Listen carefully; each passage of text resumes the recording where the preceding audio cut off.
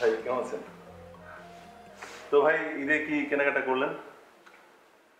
কেনাকাটা তো এখনো করি নাই, তবে আজকে বেতন বোনাস তুলবো, তারপর কেনাকাটা করবো। ও আচ্ছা আচ্ছা। ভাই বাড়ি যাচ্ছি। বাড়ি মানে গ্রামের বাড়ি? জি গ্রামের বাড়ি।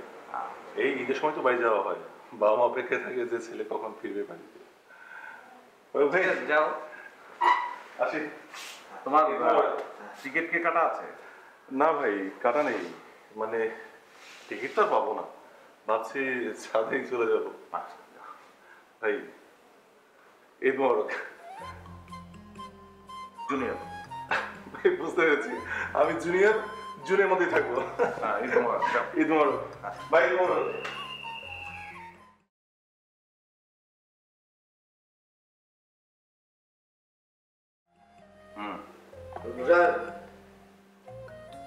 ঈদ বোনাস পেলে কিন্তু আমার টাকাটা দিয়ে দিবেন।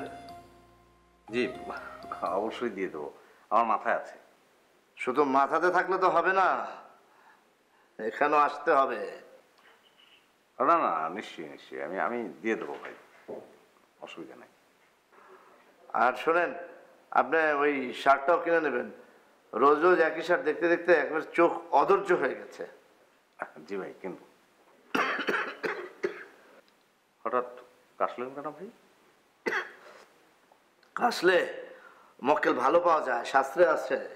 ও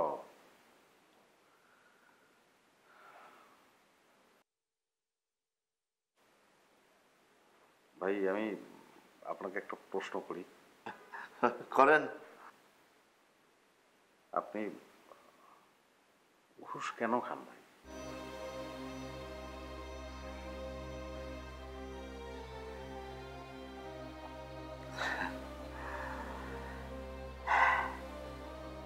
আমি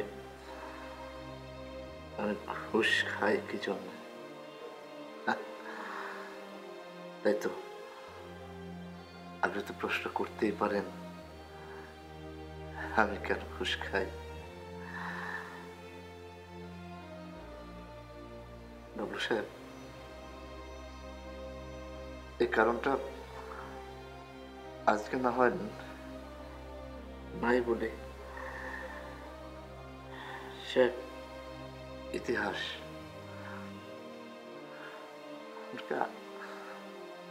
আর একদিন বলি।